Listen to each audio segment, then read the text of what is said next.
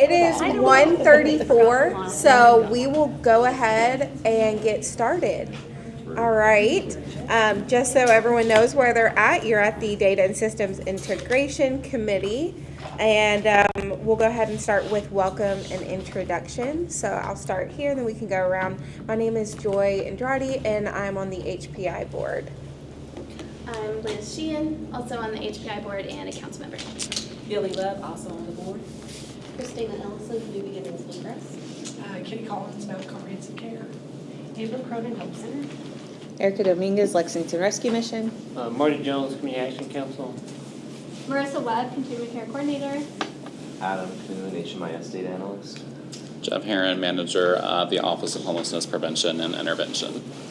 We're Awesome. a light group today. I know. It's December. Everyone is it's very light today. But we will go ahead and move on. So the next thing on our agenda is to approve October 2nd meeting minutes. Are there any comments, questions for those minutes from October 2nd? If you haven't got a chance to take a look at them, please feel free to do that for a minute.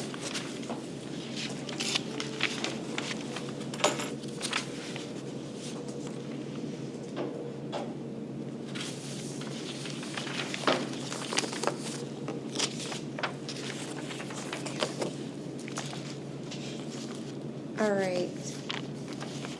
Any final requests, changes? Okay. So we will take a vote on that. So does someone move to accept or approve those This is meeting a minutes? full membership vote. We just need a motion. I'll make a motion. Okay. Second? Second. All right.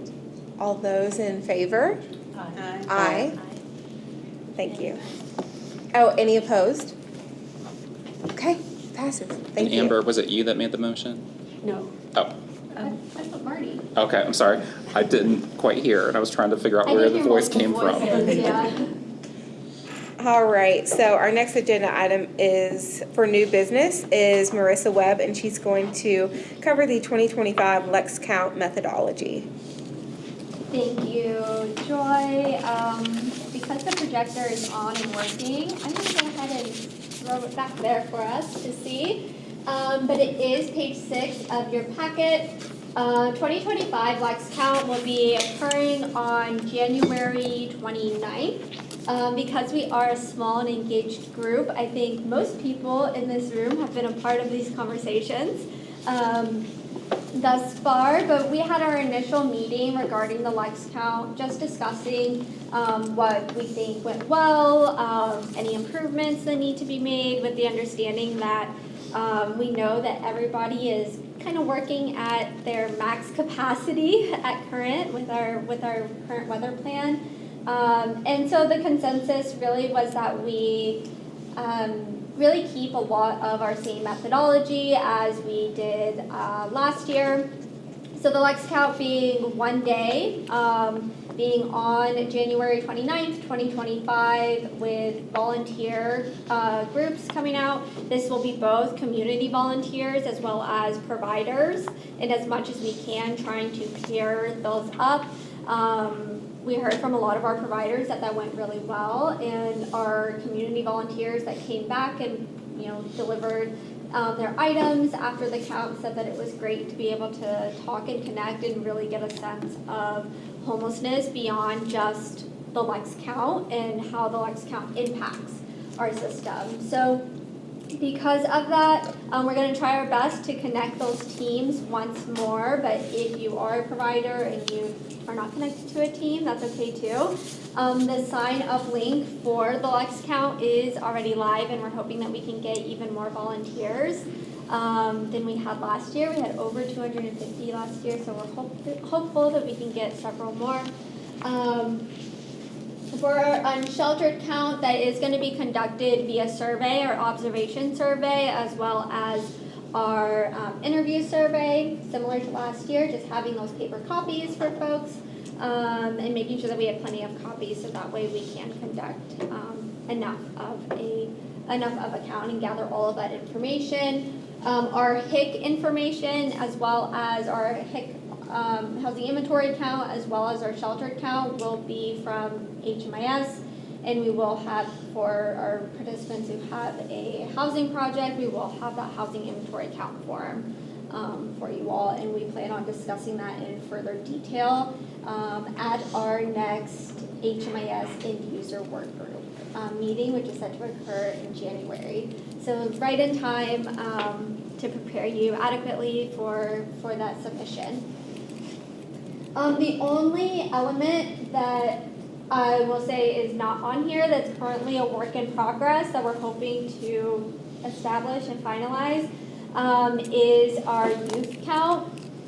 Last year we had discussed potentially doing like a survey for our folks who are McKinney-Vento, just to get a sense of kind of the percentage, right? How many of our total number on any given night, how many are doubled up, how many are experiencing homelessness within our definition. That way we can really get some comparison data, and we're still working with those folks to try and get that a process established for that. However, at this time, I don't want to include it on our methodology, just in the instance that we were unable to provide adequate support for our folks at Fayette County Public Schools in collecting that information. Lastly, training for the likes count for all participants, community volunteers, and provider teams alike will be available beginning on December 30th, which leads right into that first week of January. This will need to be voted on, but prior to that, I'm happy to take any questions or concerns that people may have.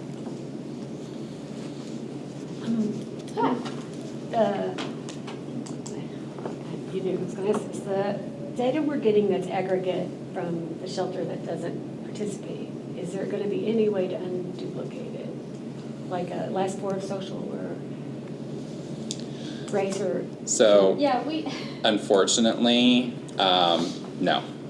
If I'm just being transparent, that provider typically only provides me with a straight count of the number of individuals, a breakdown by gender, and that would be it.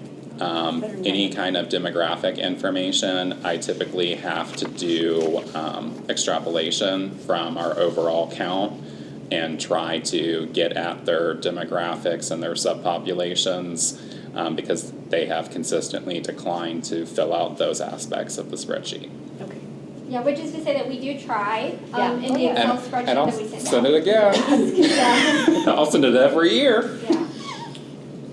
And we do try to provide some ample follow-up, like, do you have any questions about this spreadsheet? Do you want to walk through it? The good thing is that where they are not really allowing a lot of new persons into Right. their facility, I think there's a limited chance of duplication. Okay. Great question. Any other questions? Volunteering, individual can volunteer and then you'll assign to a team, is that? Oh, sorry, good question. We're asking folks to try to create their own team, so that way, like, you yourself are not having to try and coordinate who is driving, who is not driving with strangers potentially, and also so that way you feel comfortable out in the field, especially for our community volunteers who are not out in the field. They have some folks that they know. They can make a plan within themselves who is going to be our team lead, who is going to drive, who is going to be the one who is picking up packet materials and dropping off packet materials. And then from there, if you're able to connect with a team of 3 to 4, then we will pair your team with a provider team or community team with a provider team, and then let both parties know. And providers can let me know how this worked out last year, but we always let both parties know. You were paired with another team. You will need to be at this location at this time prior to the Lex count to meet with your folks and try to coordinate for when you both will go out into the field at the same time. So that way we are not duplicating efforts. If an individual does sign up, which inevitably always happens, somebody signs up and then they just put themselves for all their other team members and then at the end say, I don't have a team. We ask them, last year I called them and just let them know, hey, we really would encourage you, find some friends, find some people in your community. But if not, we'll just keep you on our individual list, and then about a week or so prior to the count, 10 days-ish prior to the count, we try to let folks know, like, hey, you signed up as an individual, are you still interested? If so, respond back to this email, that way we can formally assign you to a team, and then you and your other team members that expressed interest as individuals can coordinate via email, maybe connect cell phone numbers or something of that nature, so that way you can be adequately prepared. And I'll be transparent, some of that is also to improve the capacity of this office. When we have directly constructed the teams, we encountered a lot of extra work from things like the driver on this team dropped out, or I don't like who I'm paired with, we want to make last minute changes, and it just adds a whole bunch that hard for us to manage. But if you have an interest or know somebody that has an interest, like Marissa said, we can keep people kind of on a list and try to make pairings from there. And, you know, from our board, I'm sure we could probably piece together a volunteer team or put you with one of our partners, internal or external. Okay. Mouth call will take. So is the link live on this OP website? It is live from the email that I had sent out previous, but I plan on sending another email with a 1-week reminder next Tuesday for our December 17th, 2024 meeting. That will be bolded. Please go ahead and start signing up for the Lex Count. Tell your friends and family to sign up for the Lex Count, but be aware that that training will not be available until week of December 30th. Marissa, so I know that on our last Lex Count meeting that we had, it was like virtual, something that was brought up and you'd mentioned possibly wanting to do is have volunteers. They'd mentioned about the goodie bags or resource bags, and someone had mentioned like socks and some of those additional things. Yeah. And possibly using volunteers like prior to the actual count. To maybe create those. Is that something that we still wanted to do, or I can't remember what exactly we landed on? Yeah, so our process for care bags that are Yeah. going to be distributed throughout the count is that we settled on about 80 as the number that we're going to try to solicit as very formally, right, through an Amazon wish list or through listserv saying here are the items that we need, here's about the number. However, if you're a team and you are registering and you are wanting to ensure that you have enough, just because we don't have a way to make sure that those bags are equitably distributed based on how many folks you may see out in the field, we would encourage you to include maybe a gallon-sized bag that's things like socks, gloves, granola bar, water, hot hands if you're able. Every team will be receiving at least a couple of those care bags. That's obviously our goal. However, if you are a team that wants to go above and beyond, here are the things that we would recommend, and we plan on including a lot of clarity and guidance on that in the training itself. And I would add that Erica's team at the Rescue Mission is amazing and has, for the last several years, constructed those bags and Yes, directly yeah. received the donations. So if anybody wants to help with that, Okay. they could reach out to Erica's team about maybe going over to the Rescue Mission one day. Maybe if they don't want to go out late Yeah. evening hours, maybe that's something that might be suitable for somebody that doesn't want to do that. And we'd also discussed in yesterday's meeting, it is a real challenge for us to make sure that there is say you happen upon a location and there's 10 people. We're not counting necessarily on that, and where we have 50 plus teams, we can't necessarily obtain enough donations to give 10, 20 bags to each team. Sure, But Erica had a good ideal of for the items that we have extra of, we are going to try to create some smaller packages that maybe don't have every item, but if we have extra socks, extra hygiene products, maybe we can go ahead and package those in something like a gallon-sized bag and have some extras on hand. Yeah. That's great. I get the bags for our homeless veterans, and we actually had a surplus. I had probably 40 of them in my garage, and I've given them out to my people that work in the field, but they had some prior to me giving them to them, so I can collect some of those. And then I was just approached through email a few days ago, somebody that wants to do some more backpacks for us. Okay. So I can get a hold of them and say, sure, we'll take them, and then I can just give those to you. They'll be in bags. Now, it's not always the same thing. Right. So, sometimes, we ask for toiletries and warm weather stuff. We've got some scarves that we have in excess of. I've got like 200 of those bath wipes that somebody donated. So, I've got some stuff in my garage that I can get to you. Yeah, that'd be Because great. we keep some in our vehicles for our homeless veterans. Yeah. But we don't have as many homeless veterans as you guys have. So, I can get you some of those. Well, we don't want to take anything away that you can use, but we're happy to I'll receive make sure that we keep and it use up for anything that we our- can. We service like 80 veterans a year. And several times a year I get backpacks donated by churches or other organizations. And I can even, if you want, I can try to contact one of my organizations and say, hey, can you get me some backpacks done? Yeah. And see if they Feel would be willing to- free. Because let me tell you, each American Legion and each VFW, they have to do so many hours of community service. So, and they always give that to me. Yeah. Like tomorrow I'm picking up a bunch of food. So I can contact one of them and see if maybe they could spearhead that for middle of January. Yeah, Kitty, I'm happy to let you know kind of the specifics of that list, especially if you already have a network that you can tap into and they're interested. I can send you that Please. list. Yeah, and that list of all items will be sent out in that email, that 1 week reminder email next Tuesday. But I can go ahead and give that to you. That way, Giving Tuesday can be Giving Wednesday, giving the rest of the week. Yes, if you could give that to me today. Yeah, I'm meeting with one of them tomorrow. okay, that sounds So great. Yeah, I'd I'll rather send do it it your way. face to face. It's harder for them to say no when it's face to face. That's right. Any other questions regarding the methodology? I'm sorry. Yeah. When I participated, I wasn't the one to sign up. So when you say that the providers also need to sign up on the link, right? Mm-hmm. And that's that when we do that, it'll say, who's your team?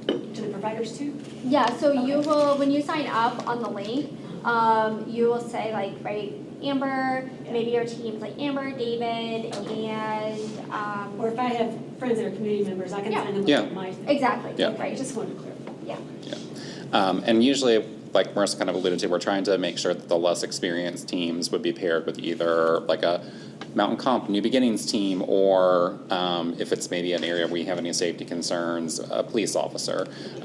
With someone like you, obviously, we look through those team pairings. We may not assign another team to you all because we know that you have knowledge of this work, and if we're not sending you to a location where we think you need something like a law enforcement officer, we'd probably just be like, Amber's good, she can So go. would you guys put community volunteers with, say, David and me, or should we find our own? I know I'm being specific, but. No, you're good. What we are asking from our providers and our community, like volunteer teams, is we're really just asking providers to sign up as many folks as you're able to, as normal, right? As if you and your team of providers were going out into the field And then you'll solo. split them up. maybe. And then we would, because we may get, a plethora of, and I think this happened last year, where we had a ton of provider teams and not as many community, like just volunteers. So not every provider was paired with a community, like member team. Okay. It really is mostly just, as Jeff stated, that way we can make sure that our folks who are maybe really ambitious and they are really excited about this, we can make sure that they are adequately prepared because they're with a provider who's done this multiple years, and they know what to expect.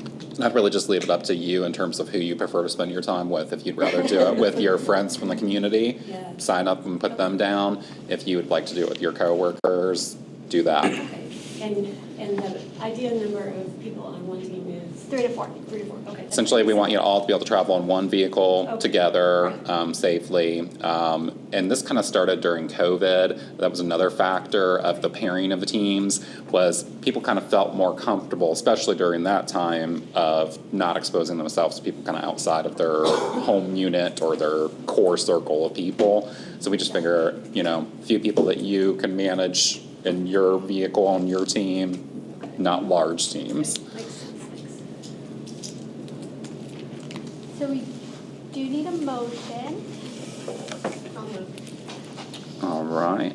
Is there a second? Second. All those in favor? Aye. All opposed? All right, thank you. All right, wonderful. So I'm passing it back over to Marissa and them to cover the HMIS data standards. Thank you, Joy. Let me go ahead and pull this up. I know I've mentioned it very, very briefly in past meetings. However, HUD is starting to look at the data standards for fiscal year 2027 and is soliciting feedback and input regarding those data standards. And we wanted to put this on the agenda early on. I think like the deadline for that feedback is May 2025. So we still have ample time, but we really wanted to invite our partners to already start thinking about this. Specifically thinking about, right, if you operate different types of programs, and also if you already have a good mechanism for soliciting and implementing feedback from your clients. We want to make sure that we are creating data standards or asking HUD to create data standards that is accessible, right? The language is accessible. I think like the easiest example I can provide regarding how data standards have shifted and changed is concerning things like race, sexual orientation, gender identity, and ethnicity, right? That language has changed a lot, even within like the past 4 years. And so HUD wants to make sure that our language is reflective. An example of what I provided as input, instead of you saying, or in our data standards referring to substance abuse disorder, we should change that to substance use disorder, something of that nature. So we really just wanted to provide this to you all so that way we could have at least an initial discussion of maybe what is some trauma-informed language or person-centered language that, especially for our users that deal with HMIS on the daily, that we would want to see. And I think maybe a good way of thinking about this is if you have your own internal documents, how are they different from potentially like our HMIS documents? And then how can we shift those to continually move to like values aligned and being housing first and being person centered. So making sure that we are engaging our providers and also that our providers are able to engage with some of your clients, maybe like some language changes that you all have like used within your own programs before we expand this out to other community members. Things like our organizations that serve LGBTQIA+ folks, things of that nature. So Are you asking now? Or now. Go ahead. Well, Victoria that does our entry just called me yesterday and said there's a transgender female to male, but she said on HMS it just says transgender, and our form says female to male or male to female, even though we really should just keep female to male. I was just wondering if that. So for HMIS, and you're talking about like your internal intake forms? Right. So HMIS options now would be stated differently than that. There's an ability to choose multiple. They do have male and female. They do have a transgender option that can be used in combination with those or separately. There's also some other options for other identities like questioning, non-binary. So it may just be a matter of trying to update your internal intake form to match the response fields that are presently in HMIS, because they changed those in the last significant update, and it greatly expanded that and the race options. They also moved Hispanic and non-Hispanic from a separate ethnicity field into the race field. Yeah, I was wondering about that. So do you choose a race? You can choose a race and Hispanic. Correct, yeah. Yeah. And so are you saying that for transgender, we should choose transgender male? Because it's a male. Yeah. A male is, okay. So And it's really going to be based on how the individual self-reports. right, and it would be male for a facility, so She would just need to hit control and choose 2. Yes, Mhm. that's right, yeah. And if you have any difficulties with navigating that, because it is a big shift from the drop downs that we have, we found it fairly easy, but we're glad to help somebody hop on a call or something and walk through any problems that you're having with control of that. Answers it. She can do that. We just didn't think of it. Yeah. Yeah.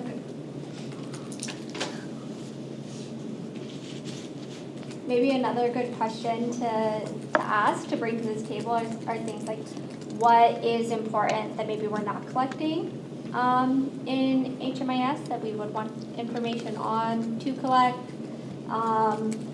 What do we find being most beneficial on those intake forms? Other things to consider would be if there are items that you feel like you consistently struggle to convey the intent or spirit to individuals that you're serving, or you have to give a lot of clarification. If you're finding that maybe response options that are available don't really align with the responses that you're getting from participants. Again, this is just something I've wondered, in the emergency contact, or how is it, the same living relative, or? There's next of kin. Next of kin. And then also there's like emergency, yeah. There is? I don't see. I think it's like emergency phone, like phone number to reach you at, next of kin in case of emergency. Oh, is that in the entry form? It should be on the entry assessment for frontline services.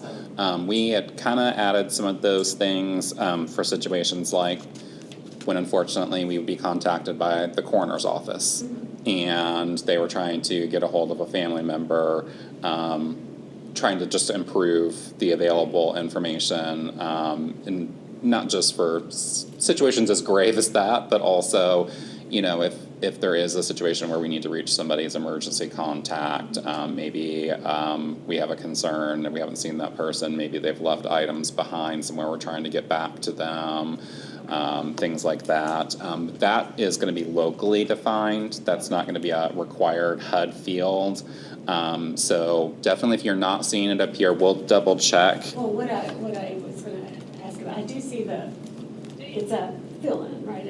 And Yeah, it should be a text box. Right, and I'm never sure how much you want, like I'll put, you know, Mandy Jones, mom, dash Lexington, but I don't, that's what I put. But on my form, I have like the phone number and all that, so I figure if something happens, maybe you Right. can contact us, and or do you need all that in that box? With it being structured as a text box, there hasn't really been a lot of consistency or uniformity across the system. Usually we're getting a name and some kind of contact information like a number, potentially the form of relationship. What we can do on our end, we could definitely take a look at that in terms of new user training, and we could try to kind of create a general format or schema for what we would like to see within that field and just coach people as they go through training on that. And it would create a little bit more consistency.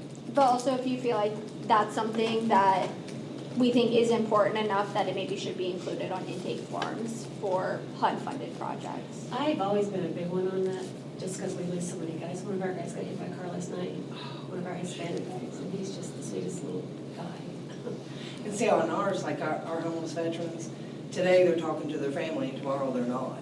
Right, So but I I usually get say, if I'm trying to get a hold of you today, And I think that's why we've included How do both I- next of kin who do I and call? emergency contact. What we find is coroner's usually more interested in next of kin. Right. But in other situations, there might be somebody who doesn't prefer to have contact with their family. Maybe they'd much rather, in an emergency, us reach out to a friend, another family member outside of their immediate family, Usually some that other friend support Yeah. that they would a have. friend could tell you, well, they're from Dayton, Ohio, and then that's where we. Because some people have found that to be redundant, but that's exactly the kinds of Yeah. scenarios that we present it for. So if they're telling you, well, I don't really talk to my family, you can use that other person as an emergency contact.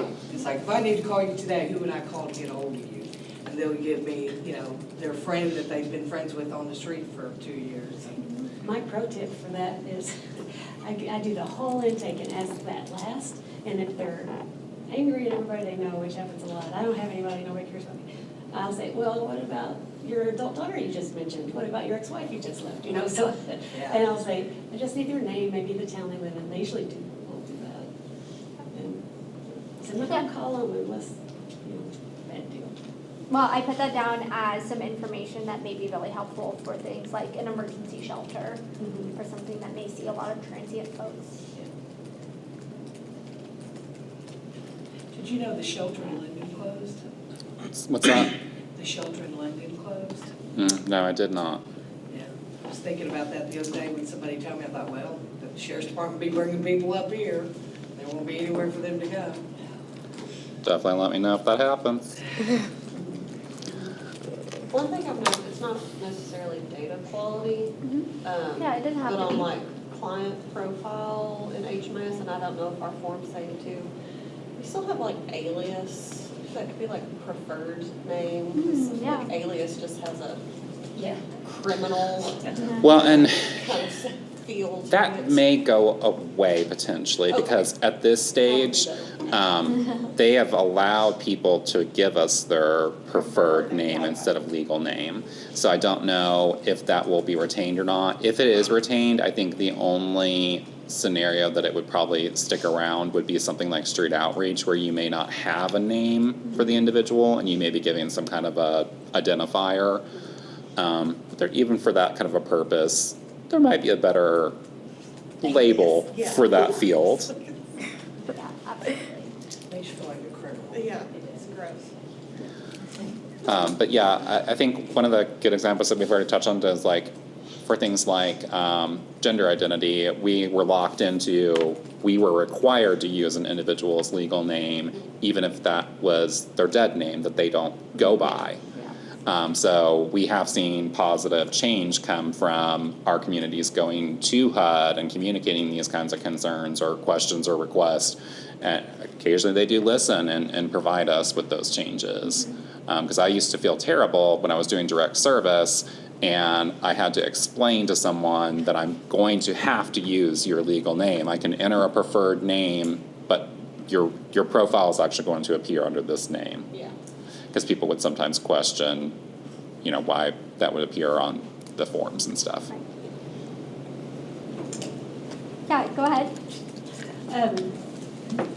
When we're doing health insurance, Medicaid, a lot of times, someone's come directly from another state, yes, I have Medicaid, but it's in Ohio. I mean, that's several times a week, but I can't, there's nowhere to say that.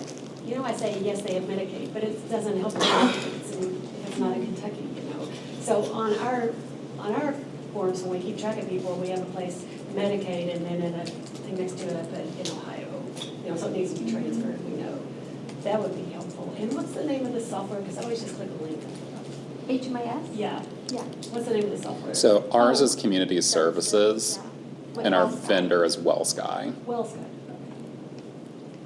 Okay. That's where they changed our URL. It's WSCS for WellSky Community Services. For the longest time, it was called Service Point. That's right. And then they just did a rebrand a couple of years ago when they finally started to make some visual changes to our system from 2000. And this does not have to be the only time that we talk about it. We just wanted to start early. And if you are later today, as you're making dinner, thinking wow, this is a real barrier and difficulty when inputting HMIS, you yourself can go to HUD's website and provide that feedback directly. But we just wanted to have an initial conversation and continue to have those types of conversations, just so we can make sure that the language and the information that we're collecting is value aligned and is representative of the folks that we serve. Is it worth doing an actual organized call for submissions to that kind of thing to have more community support for changes that you're asking for? If we have an agreed upon set to have talking points for the board or the COC to say, also submit these too, please, Yeah, I mean, we certainly can. I think that that's a good idea. The more probably input that HUD receives, and that's something that if we do have a kind of collective wish list of, here's how we envision data within this space, right? We can also always connect also with our peers in Louisville and Balance of State, so that way it's an entire state coming to HUD lifting an ask versus, Marissa Webb, COC coordinator, saying to change one thing. Yeah. So, yeah. And if we do, and when we do have that kind of like more collective, organized, then I'm happy to bring it to the board. All right, great. So next item is continuing business. And Jeff and Marissa will be providing update and discussion about housing triage system. I'm gonna give Marissa just a brief break from speaking. So a lot of, again, since we are kind of a small group and it's a lot of our core people, probably repeating a lot of things that you already know.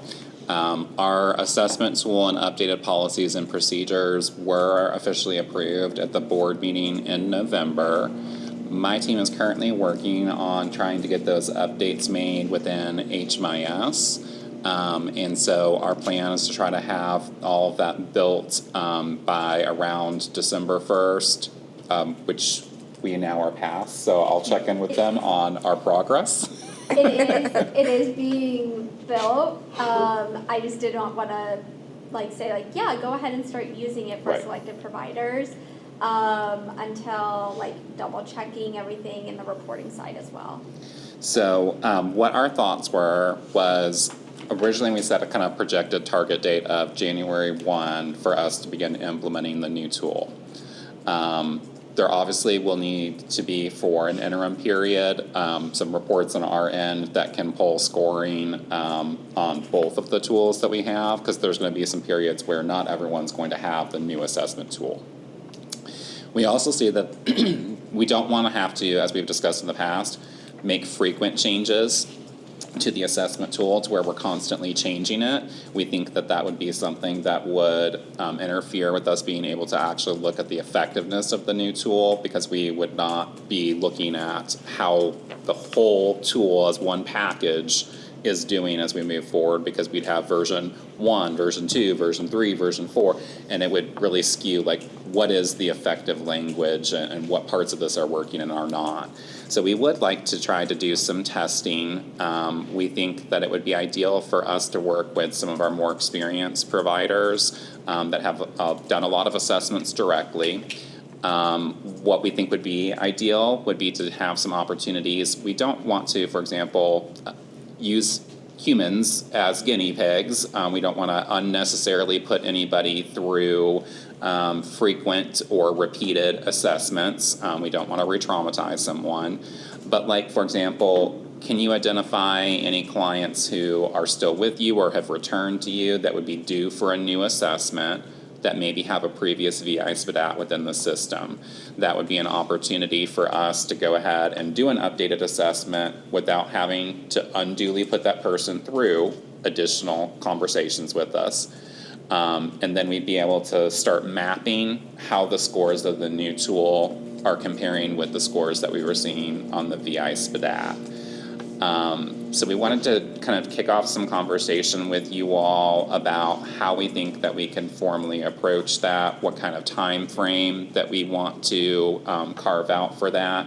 I know that we originally targeted a January 1st date, but I want us to take the step of actual full rollout of the tool when we're prepared. And if it's not January 1, if we want to do additional testing, I'm happy for us to keep that conversation open-ended and not force a change that we're not ready for.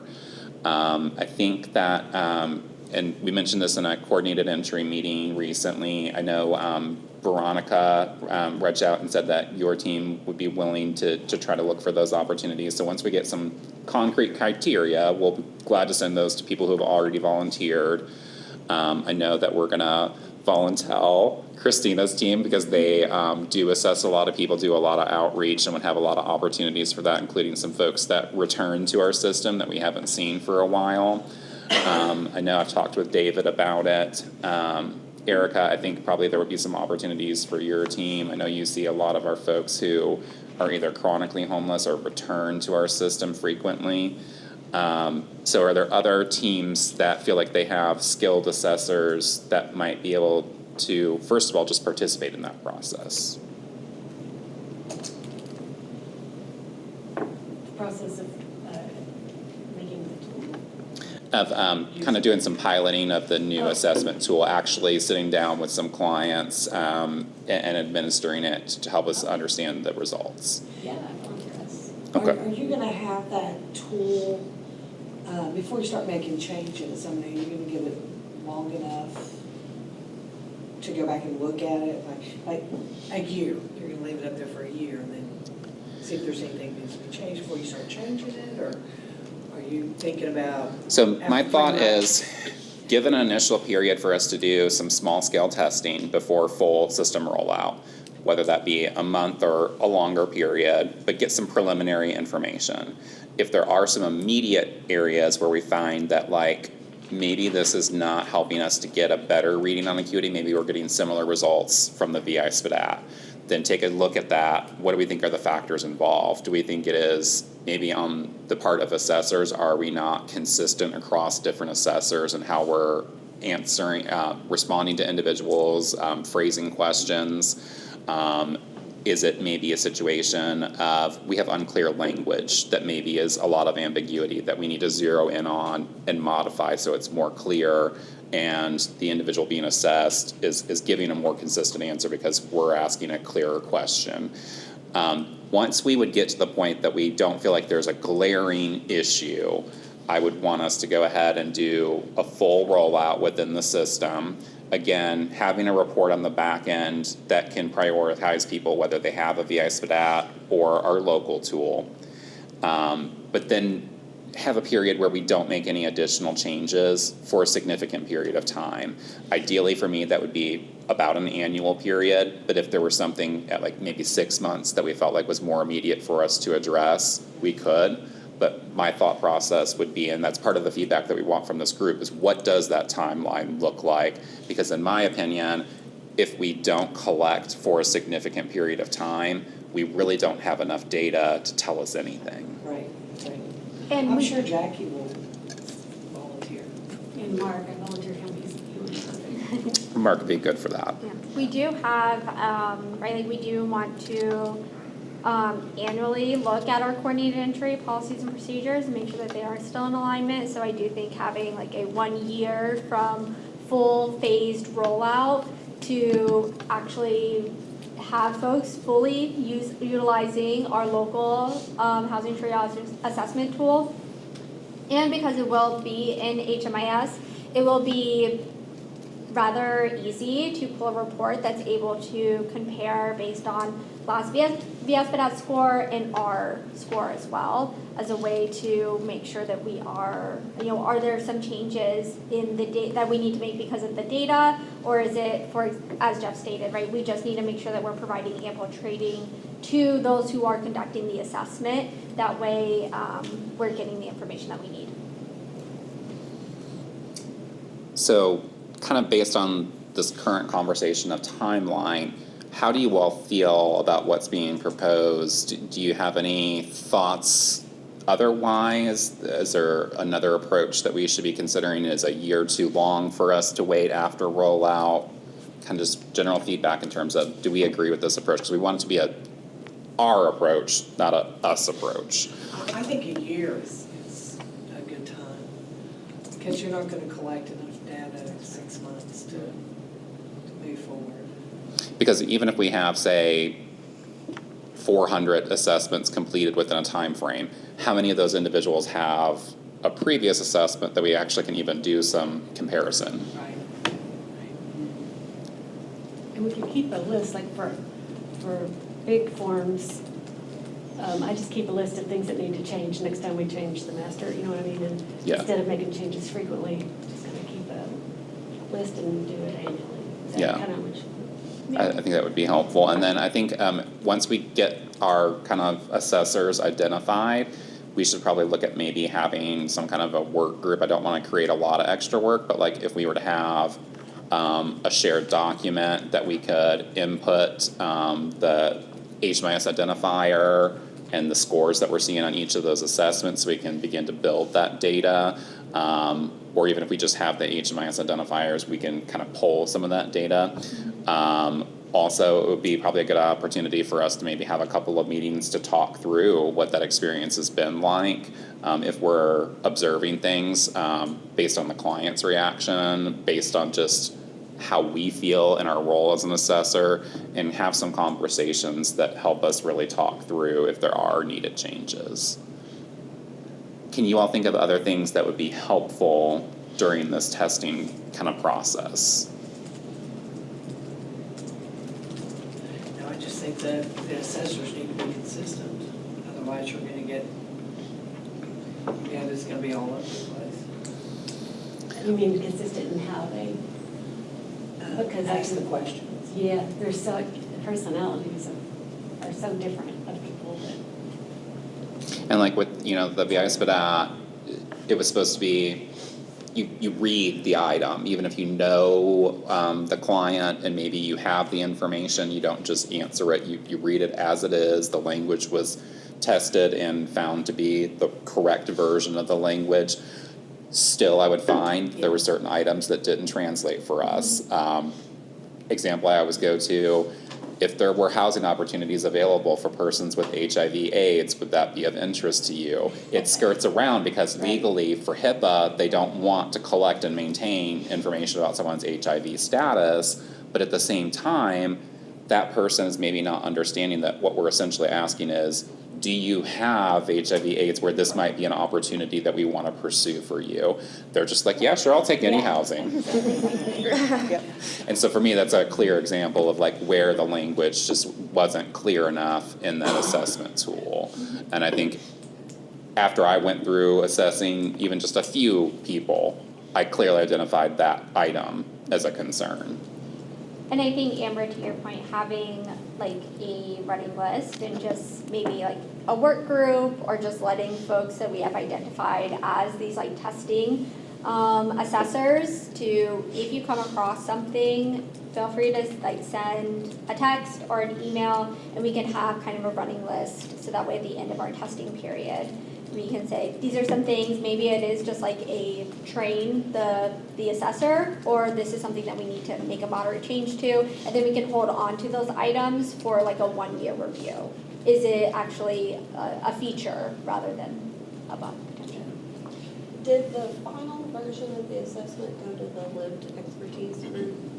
I know like preliminary ones did. Preliminary ones did. And we provided, in a lot of the feedback that they asked about, but I think because our last meeting was about the COC competition, I want to say. Yeah, so I don't think that that we have changes that reflect their input, but I don't think that we've done already, so we probably need to schedule. Should we take it back?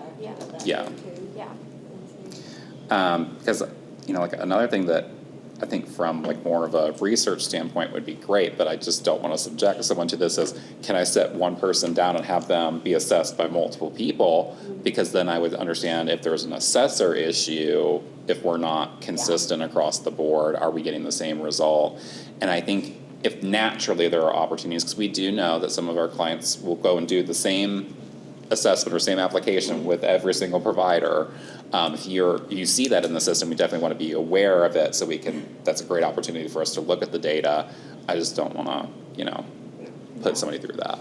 And I know that when we did, when we asked our lived experience and expertise like working group about it, like when we had those preliminary discussions, something that we had noticed was towards the end, responses seemed to drift off, and indicating that maybe it was too long. And so now, right, like, so some of the changes that like we saw, or some of the feedback that we did receive there of like, affirming that this is like just for like you, right? It's not for a landlord, it's really just to assess your current housing situation. And that was like some of the feedback that we received. We did implement it, but not in like such a structured way. And I do think that maybe if we have specific testers too that are going out, right, they can engage with folks immediately after, the 18 questions to be like, were there any questions that were weird? Or, I mean, ideally, right, we would have like somebody else come in and be like, so how was that? How was the assessor?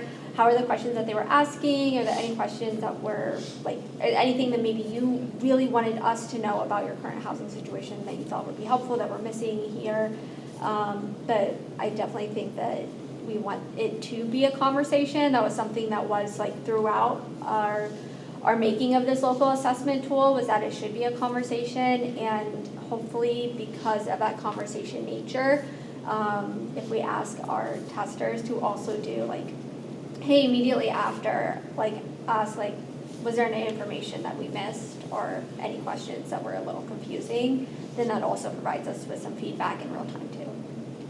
Let me ask you this, are you guys gonna do like the talking points for some of these testers? Because when we do our assessments for our veterans, I have noticed I can train all three of you or all four of you the exact same way, but when you go out, you're gonna say it a different way than he says it, he's gonna say it a different way than she says it, and then I've got veterans that are all confused on why he said that and he said it another way, and then I've gotta go back in and say, okay, we need to sit down and do this, we all need to do it consistently, and this is how you need to say this. Yeah, I think that if we have like an ad hoc group that is like, right, we've identified the like 10 or so people that will be doing it during that assessing time, then we can ask and say, you know, for this testing period, read the question exactly as is. And if there is like confusion or you find like it's actually easier to say it a different way, then that's something that you need to let us know in that list. Right, like it's actually easier if I phrase this question in this way, because maybe that is just that one person, but person 2 and 3, they said it exactly as is, and the client understood the meaning, the intent of it, so. Well, and I actually found out that some of one of the people that I hired didn't feel comfortable saying it the way that we said it. It's like, well, this is the answer that we need to know, and the way you presented it, you're not even close to what we need to know, why this has happened. Right. So if you do have I agree 100%, I was thinking of that. The other thing is, it sounds very basic, but if you could have an example, like someone be the assessor and someone be the client for the group that's about to go out, because there's a big difference in saying, you know, when's the last time you were arrested? You know, and just kind of, and could you tell me about, I mean, to look them in the eye, you know, I mean, they should know to. Well, I mean, there's some a lot of questions, though, you have to ask. You do. And you have to be blunt when But- you ask the question, like, you Yeah. know, how many times you've been arrested. But you don't want to just rattle them off in the same tone of voice either, you know what I mean? Try to Right. act like you're interested in engaging with them, more of a conversation. But I think some, It is a balance in terms of trying to keep it conversational, but also not veering too far from the actual assessment. yeah, I think for me, it was easier as an assessor to try to find ways to maybe respond to something that someone said, make some kind of a comment or a reinforcement, and then go back to the script. So that way there was a moment of like human connection that was Yeah, unscripted. yeah, They felt acknowledged, and it maybe encouraged them to be more truthful with me. yeah.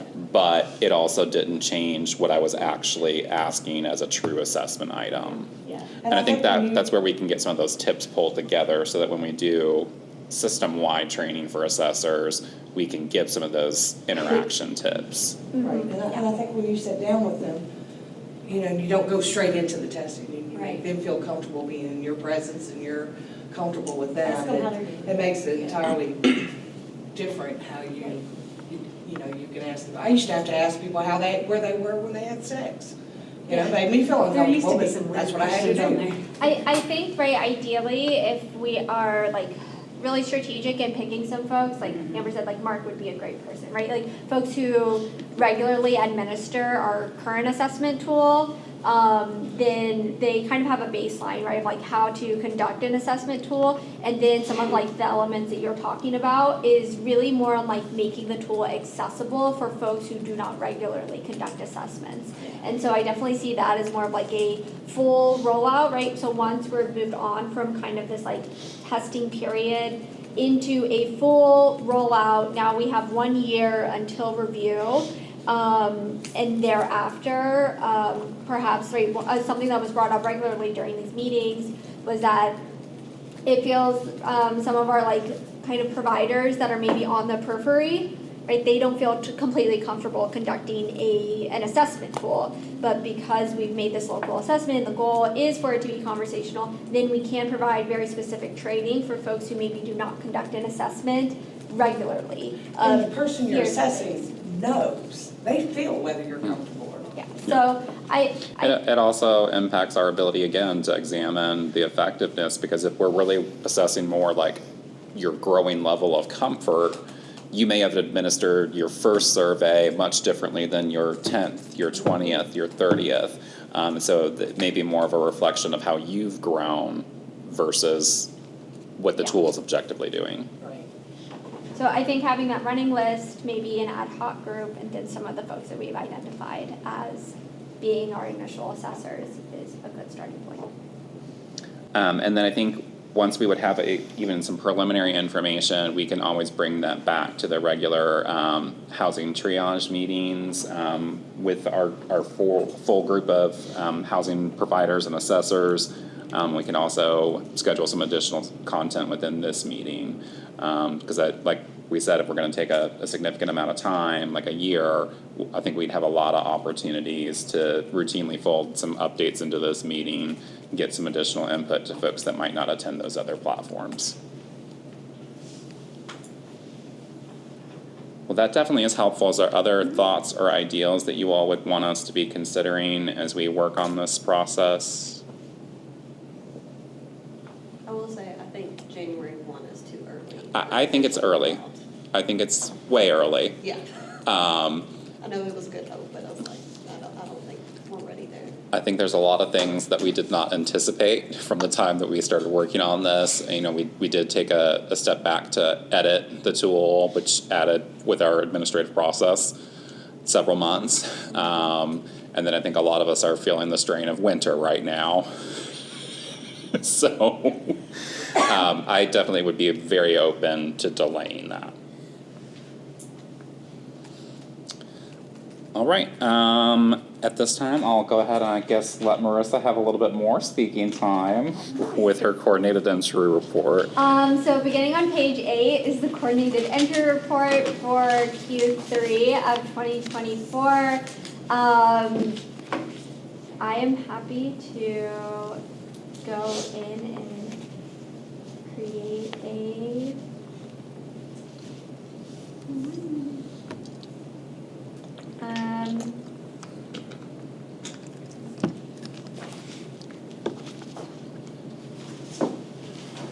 pull up some highlights for everyone. There is one typo on the report, which is right in front, like right on top of the SPNAT score. You'll see acuity scores of the 22 referrals, and it should be of the 15 referrals. So, for July, August, and September, we had a total of 15 referrals, with the majority of those being in September. Looking back at 2023, we had, and this is calendar year, I should specify. These are a number of referrals where we've clearly had kind of an up and then a down and an up and a down of number of referrals for the months. And then kind of last year to where we are now, we've had our 8 referrals in September. We had 3 unsuccessful referrals, but 60% of our referrals for this time were successful. We also still have 3 pending referrals as well. So these are referrals that the housing provider either is trying to determine eligibility, trying to still, complete intake assessments, things of that nature. So the client's not yet enrolled in their housing project, but they've not come back and indicated that we would like to cease this referral initiation process. Breaking down the types of projects we made referrals for, we had a majority of rapid rehousing versus PSH, but not by much because it was 53% for rapid rehousing referrals and 47% for permanent supportive housing. Of those no referrals, this projector, next time I'm going to choose really obvious primary colors, but if you can't tell, these three down here, these like dark purpley blue color, are those referrals that were unsuccessful. The project that we made the most referrals for was Arbor Youth's Rapid Rehousing ESG funded project. It accounted for 53% of referrals. 3 referrals were for LIJ Shelter Plus Care, 2 were for New Beginnings, and 2 were for New Vista. Our average VSPADAT score was 8, and that is without our full VSPADAT score, our full SPADAT of 42, which is over here.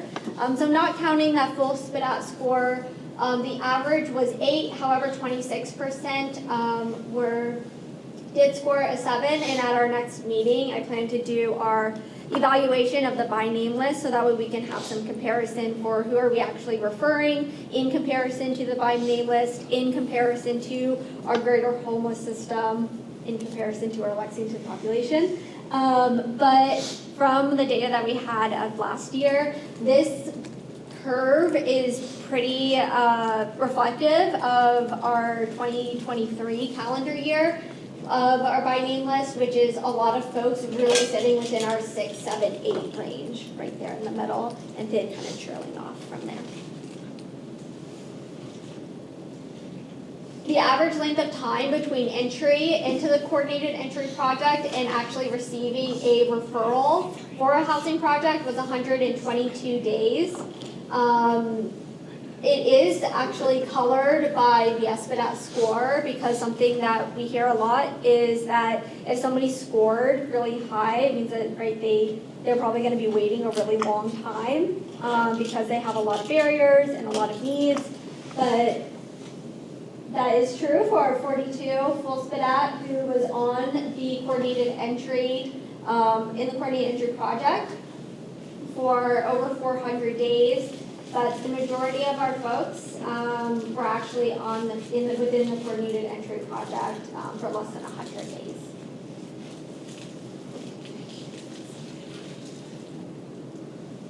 And then this is the average length of time from coordinated entry into enrollment into the housing project. So again, this is accounting our group over here is accounting for those with pending referrals, those with a unsuccessful referral, and for those who are just not yet entered into the housing project per HMIS. The average length of time was 153 days, which means that on average during Q3, folks were on the by name list waiting to be actually working with a specific housing project for 153 days before they were actually entered into that housing project. I also wanted to look at the average length of time for folks who are on the by name list, for those who received a referral. So this is the total amount of time, including those who were unsuccessful, including those who moved into housing, of anybody who received a referral for Q3. Like realistically, how long are you going to be on the by name list before you are like adequately connected to either moving into housing or alternatively connected with like a housing project? And that's going to be 201 days, which is not super surprising because we know it's not the most timely.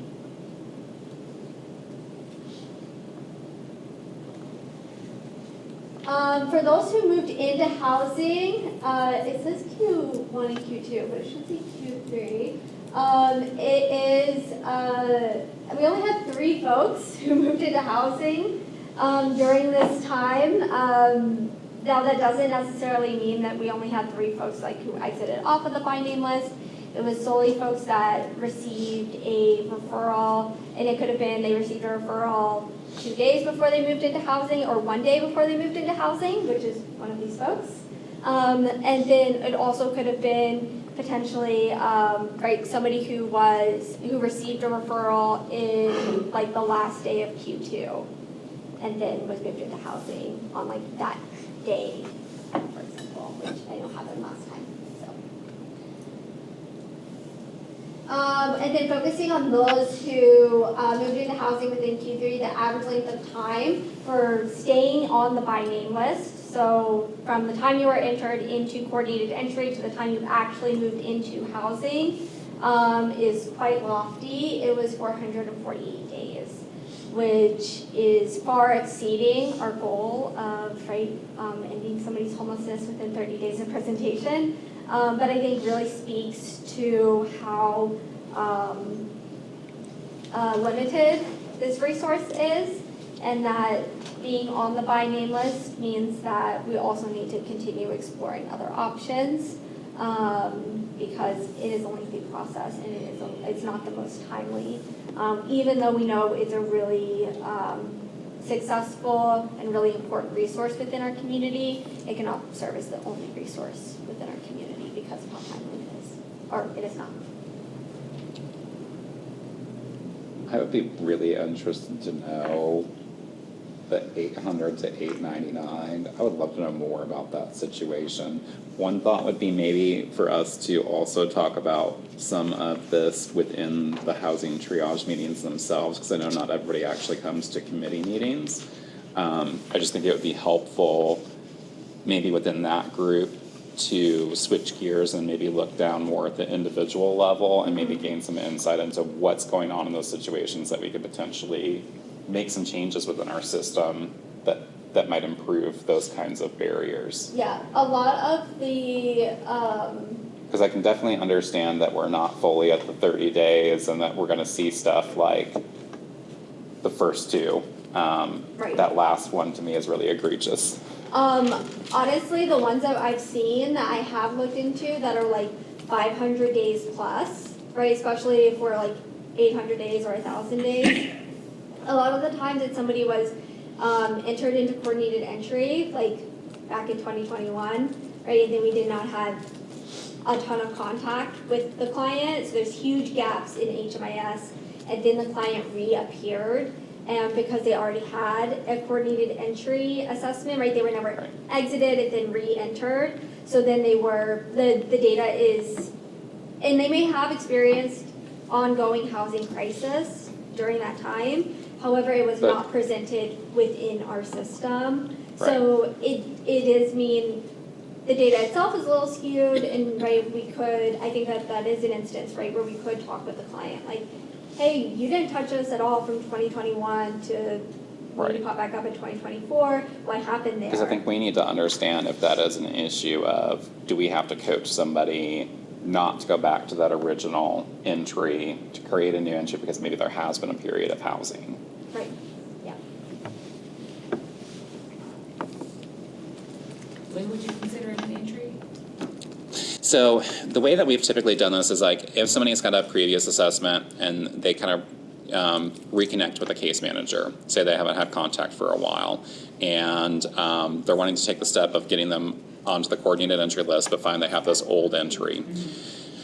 We kind of handle that one of two ways. Like if that individual has been permanently housed, meaning like they've had housing, the HUD definition would be, have you been housed for 7 days or more? We are usually going to be a little bit more generous with that. But like, did you maybe generate a lease and have a few months of housing and then return to homelessness? If that's the case, we would want to use the date that you became homeless in this new episode and do a new enrollment to the coordinated entry list. So that way we're actually measuring from the time of presentation back into the system. We're measuring the length of time that it took for you to get a referral now.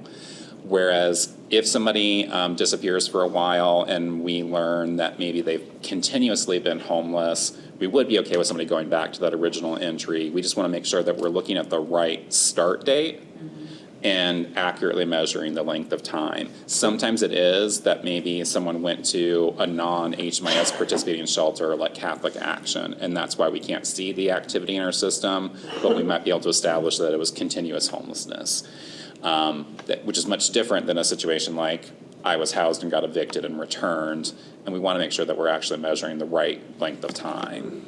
I think I know who that is. She wouldn't. I'm telling you that, yeah.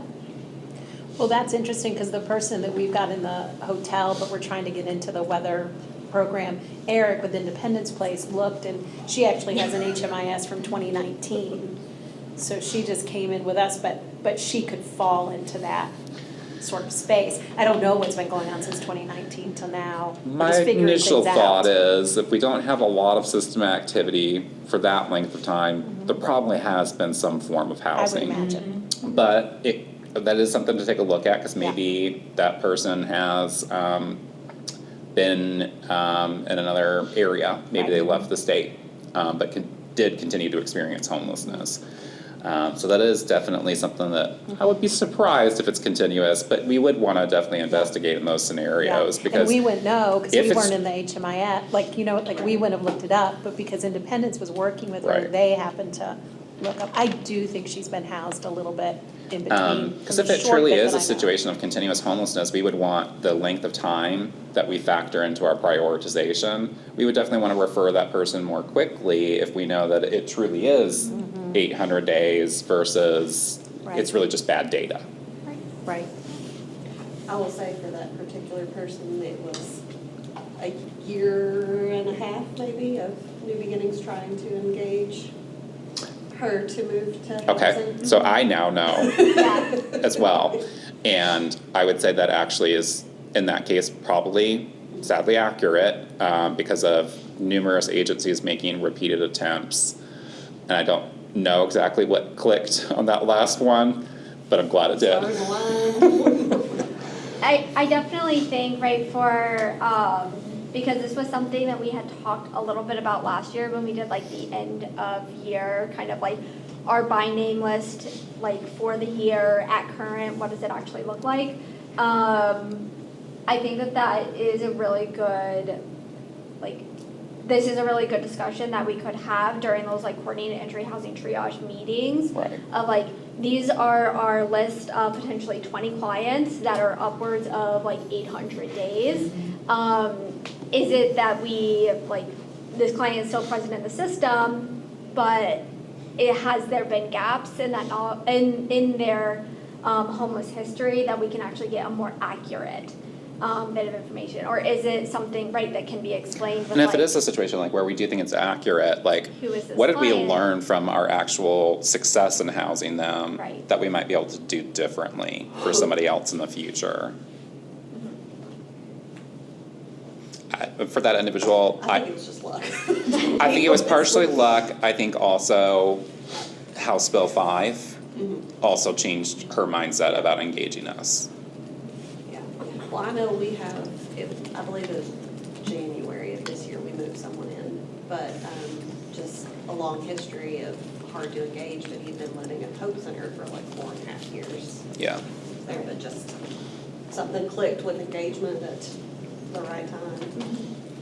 But, you know, and in those scenarios too, like not only what could be different for you all, but like what could we be doing differently in shelter that helps us identify that person and try a different strategy. I'd love to have those conversations, and I think it'd be very valuable. Yeah. All right. Any other things? Rissa, are you good? Unless anybody has any questions or anything else pertaining to that, I don't think so. Or I think I am good. Alrighty, that sounds great.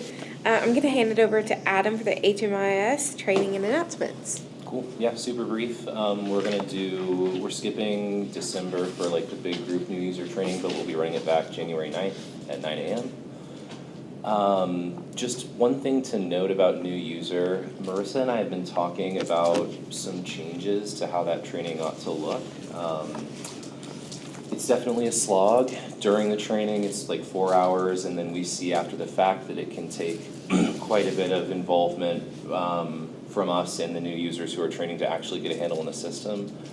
So if you guys hear any feedback from folks who are participating in training, it is really valuable to us, and we are trying to solicit that. Marissa does a great job soliciting it after the meeting and gives a lot of opportunities for that, but if you just happen to hear from folks who take it on your end, we would love to know what we ought to optimize. We have some ideas, obviously, but anything about what is most cumbersome for people who are experiencing the training would be very valuable to us. I don't think we're gonna kick any of those changes off for January, but probably early 2025, we'll try to make some structural changes to the training to, hopefully help folks through that a little bit more quickly. So again, that one in January will be January 9th at 9 a.m. And we'll do end user group January 14th at 2, which is where, again, we'll be talking about HIC. So folks can definitely put that on their calendars and be ready to learn more information about how that will look. I think the thing with HMIS is it's just so intimidating. I worry about making a mistake on there and how I'm going to correct it, or how am I going to fix it, If you ever make a mistake, call us up. I will be happy. I know Adam will too, because we've done this before. We will screen share. We will explain, here's the mistake, here's how to fix it, here's Even how we can make sure that you if I fix it. have time, I'm happy to have that, and if I don't have time, to bounce it to one of them. It's advantageous for us to be able to help coach somebody through something and get it corrected, rather than continue to encounter the same problems over and over and have it build over time. See, I don't see clients.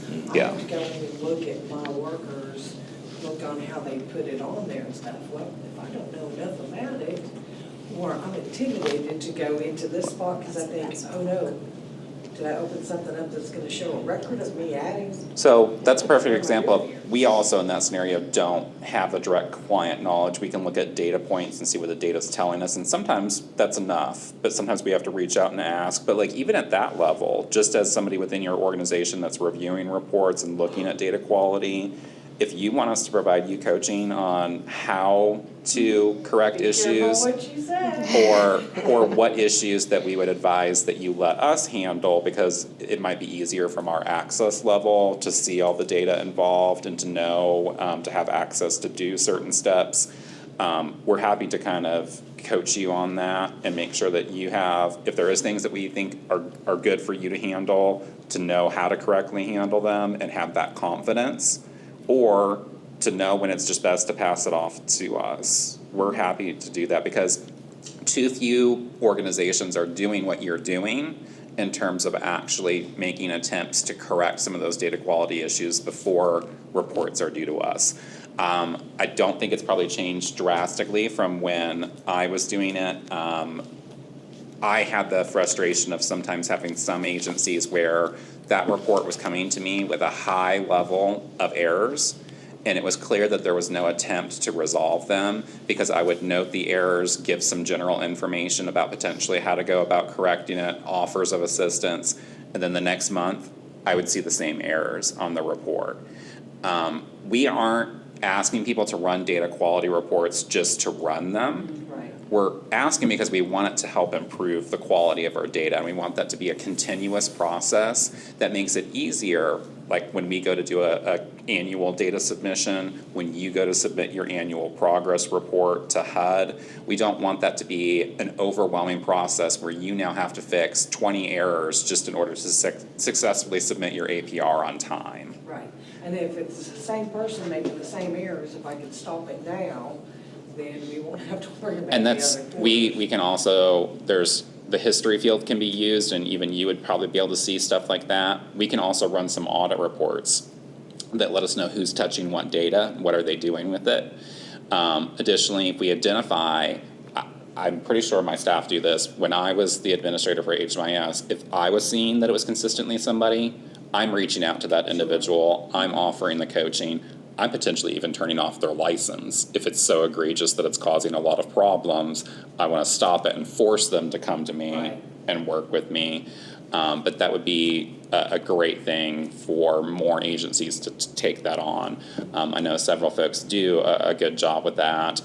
Christina's team, I know, is really good. She takes a lot of ownership of their data. I know Marty's team has several layers of people that usually look at their data. So it's really helpful. Amber's super quick if we point out anything in their data to getting it resolved. That helps all of us, because what makes it more difficult for us is, especially when it's multiple different agencies that person interacts with and there's multiple different errors, it's much harder to untangle and to know what we should retain within the system and what we truly need to remove or correct. Right. I may call you. Yeah, please do. Um, We're happy to. I'm getting to a point where I could step back on the veteran side of stuff, and I need to start focusing on the housing. And I think if I sit down and you explain what I need to be looking for, where Yeah. it is, then, I'll just be able to help my two people put it on correctly. Yeah. We can make it accessible for you. Okay. Thank you. Of course. I can honestly say as an assessor, it really wasn't explained to me the importance of the data. Like to really like hone that in, like this is why we need it. And I think that if I had really known that, I would have took more care with it. So maybe just with some organizations, making sure that your assessors really know the importance of why we're doing, gathering the data. It was just like, hey, you do this, but it wasn't known to me why we're doing this. So that helps.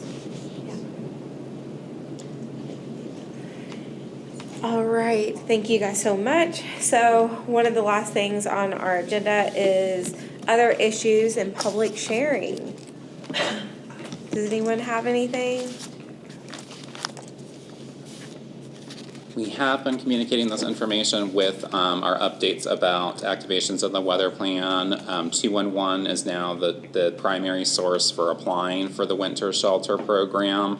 Definitely be sure to set realistic expectations. We are already very close to our capacity. Number yesterday was 170 in motel program, and we could only hold theoretically up to about 190. So it's not going to be a same day placement. It may be that someone's on a wait list for some time. So we definitely need to do things like we're still seeing a lot of people that are telling us that they don't have access to another shelter.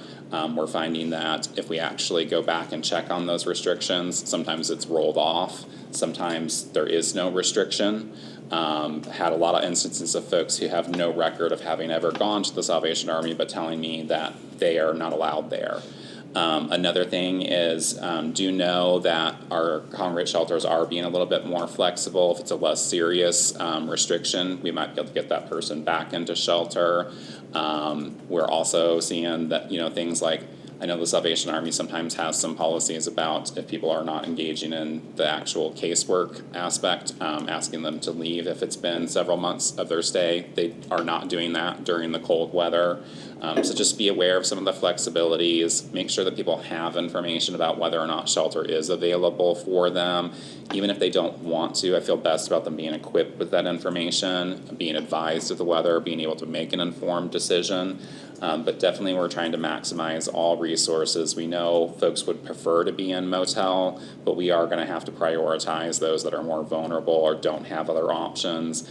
And I know that doesn't sit well with everybody. Some people really want the resource and don't understand why we might prioritize another household. But we do want to give everybody an option. And so unfortunately for some people, it may not be an option for us to place them in a private room. We may need to have them at shelter if that's what we need across the system. We are glad to consult on any kind of cases and see what we can do to try to make options for people.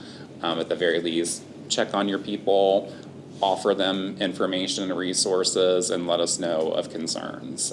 We are going to have a couple more days of pretty extreme lows. Positive news is that once we get past the next few days, we are going to see some warmer temperatures, but just over the next 2-3 days, definitely have some concerns about making sure everyone has a plan. Plan is all we can sometimes do. If someone chooses not to follow through on a step, but as long as we've engaged them in making that plan, I feel a little bit more comfortable.